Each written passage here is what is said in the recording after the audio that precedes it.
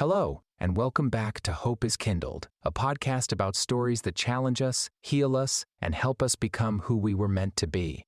In every episode, we explore a work of literature or philosophy, digging deep for meaning, lessons, and most of all, hope, even when the darkness seems overwhelming.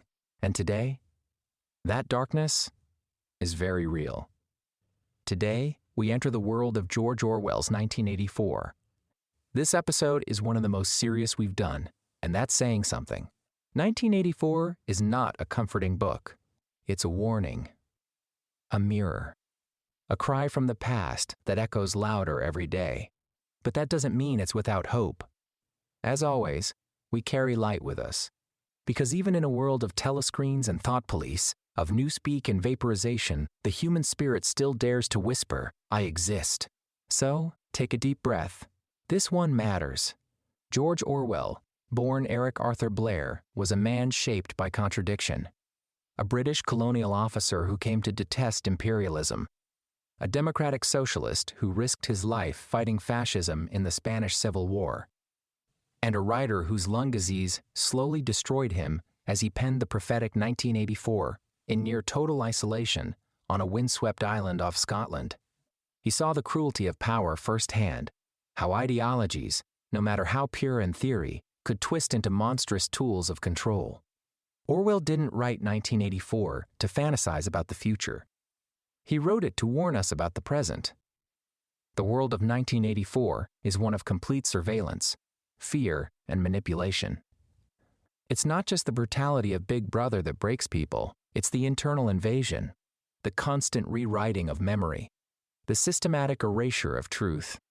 Winston Smith, our tragic protagonist, begins the novel with a small act of rebellion, writing in a diary. He knows it will get him killed, but he does it anyway. He writes, "Freedom is the freedom to say that 2 + 2 make 4. If that is granted, all else follows." It's a statement about truth, but also about the soul. Orwell understood something chilling. If you can control someone's memory, you can control their reality. It is, psychologically, the weaponization of trauma. We've seen this in our world, in propaganda, in gaslighting, in historical revision, and, sadly, in the way the vulnerable are often made to forget who they are. Winston works at the Ministry of Truth, where his job is to rewrite the past so it aligns with the present ideology. He lives under constant surveillance, even in his own home. Big Brother is always watching. He falls in love with Julia, and for a time, they find freedom in secret, meeting in a rented room above a shop. They dream of revolution, of hope, but eventually they are caught, imprisoned, and tortured. O'Brien, the party official who gains Winston's trust, becomes his tormentor. He doesn't simply break Winston's body, he breaks his mind. Winston is forced to betray Julia, forced to say that 2 + 2 = 5. And finally, forced to declare, "I love Big Brother." By the novel's end, Winston sits quietly at a cafe, destroyed and empty. The party has not only won, it has rewritten him. In our journey through literature, we've often looked to Doctor Who or One Piece not only for joy, but for insight. These are more than shows, they're modern mythologies. And yes, even they can help us better understand 1984. Now let's go full shonen with One Piece. In many ways, Luffy is Winston's opposite. Where Winston is cautious, traumatized, and alone, Luffy is reckless, free, and surrounded by loyalty. But both share something sacred, defiance in the face of control. The world government in One Piece controls history with an iron grip. The Void Century has been erased. Ancient weapons are hidden. The very truth of the world is outlawed. Scholars who dare seek it are annihilated like at O'Hara. But then comes Nico Robin and Monkey D. Luffy. She says, "I want to live." He says, "Then we'll protect you." And in that moment, the party falls.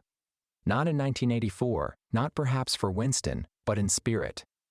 Because truth is still alive.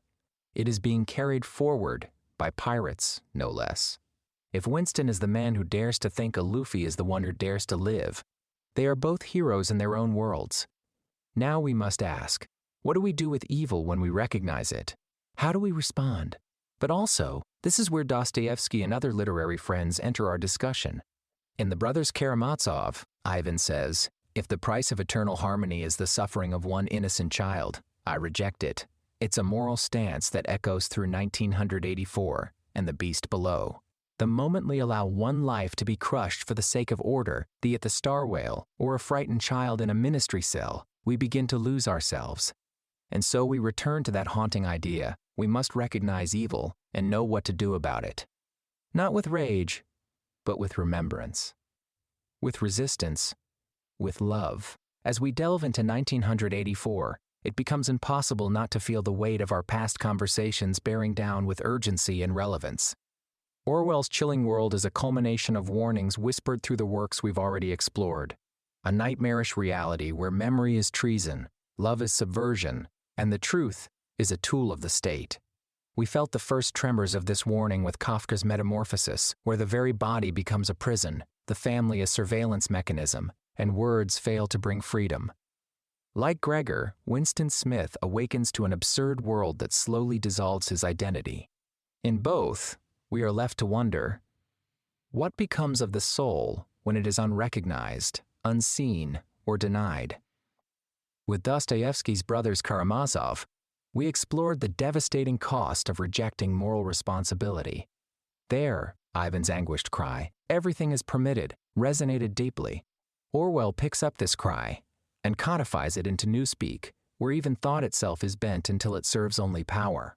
Winston's rebellion is rooted in the same human longing Dostoevsky illuminated: for truth, for moral order, for the right to question, even if it leads to suffering.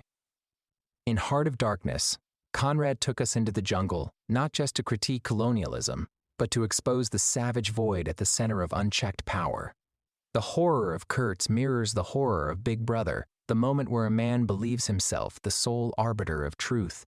Orwell's telescreens are not so different from the jungle's silence, each oppressive in its omnipresence, each driving its characters toward madness. And yet, as we saw in Girl, Interrupted, as we heard in Cuckoo's Nest, and as we walked through the quiet transcendence of The Alchemist, human beings resist. Sometimes with laughter, sometimes with hope. Even in Oceania, where love is a crime and memory is forbidden, Winston dares to love Julia. That act, as doomed as it is, mirrors the soul-deep defiance of Edmond Dantes in The Count of Monte Cristo, the belief that something inside us remains free, no matter how tightly the world tries to lock us away. As we stated earlier, we also see echoes of 1984 in One Piece, where oppressive world governments manipulate history and suppress freedom of thought. From Emerson's Self-Reliance, we learn that to be great is to be misunderstood. Winston dares to think differently. He writes in a diary. He reaches for beauty. And, though crushed, he reminds us that the first rebellion is internal. We may not all defeat the party, but we can choose, as the once and future king taught us, to try again, even when the world breaks around us. The danger Orwell outlines is real. But as our past authors have shown us, Gandhi, Feynman, Thoreau, Mary Shelley, Dickens, White, and Wilde, human beings are not static things. They grow, they resist, they endure, and they dream. Whether it's Gregor Samsa trying to hold on to his humanity or Odysseus longing for home, literature teaches us our memories, our stories, are sacred. From Victor Frankenstein's failure to take responsibility for his creation, to Chief Bromden in One Flew Over the Cuckoo's Nest breaking free of the Combine, so many of the stories we've explored together share this crock. One theme: when the world tries to erase you, write yourself back in. That is the thread we follow. So, where is the hope? It's in the courage to remember. It's in the quiet act of defiance. It's in loving someone even when you're told not to. It's in stories that remind us we are still human, even in the face of erasure. So, why should young people read 1984? Because they already live in a world shaped by it, where truth can be edited, where distraction can drown reflection, where algorithms filter what you see and sometimes what you think.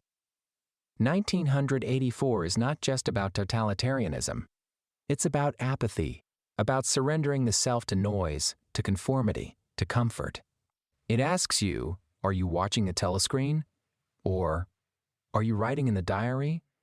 And it offers a deeper challenge: to see love as an act of rebellion, to see remembering as resistance, to see language carefully, honestly used as a tool of liberation. One of the most chilling lines in the book is, "They can make you say anything, but they can't make you believe it," to which O'Brien replies, "But we shall make you believe it. That's the battleground."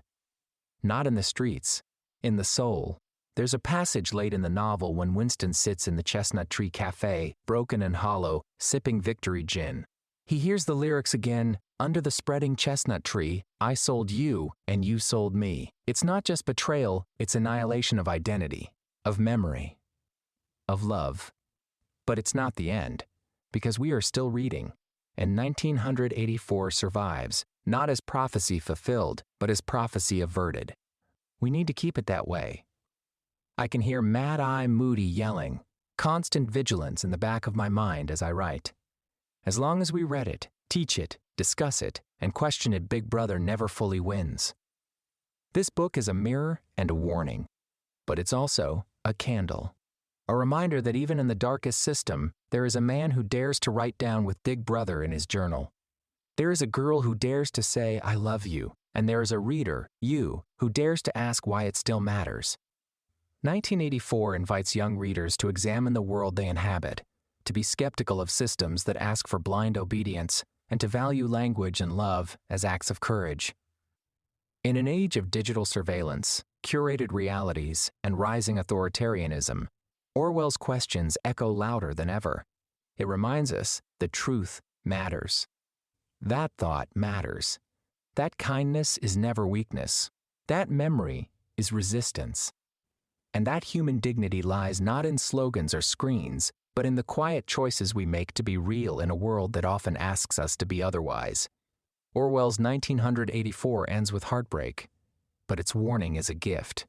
As long as we are still reading it, still thinking, still resisting, still loving strong, then the future is not yet written. What Orwell feared was not just oppression, it was apathy. A world where we don't care to ask questions anymore, where truth is whatever is most convenient, where language itself becomes meaningless. Let us never become that world. Let us walk away from omelas. Let us say 2 + 2 is 4, even when it hurts. Let us remember the star whale and choose kindness anyway. Next time on Hope is Kindled, we'll return to the American South through the eyes of a child named Scout in a town divided by race and fear, but held together, however imperfectly, by a quiet man named Atticus Finch. In Harper Lee's To Kill a Mockingbird, we'll explore what it means to stand for truth when it's unpopular, to teach empathy in a world that too often chooses ignorance, and to hold on to hope when the verdict seems already crock. Written. We'll examine the historical context, the psychological depth of the characters, the power of its adaptation to film, and why, for generations, readers have looked to Atticus and said, "This is who I want to be." To all who stayed with us through this intense and vital discussion, thank you. Now, I promised we'd bring back the light. Imagine this. The telescreens crackle, and suddenly Statler and Waldorf pop up everywhere. "What's the deal with all the surveillance?" asks Statler.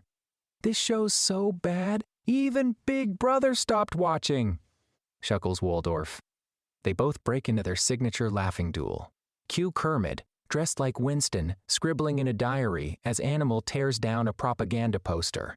Because even in Orwell's darkest world, we now know hope can't be erased. And just like in Doctor Who, sometimes it takes a madman in a box to remind us that laughter, memory, and friendship are more powerful than fear. Until next time, good journey.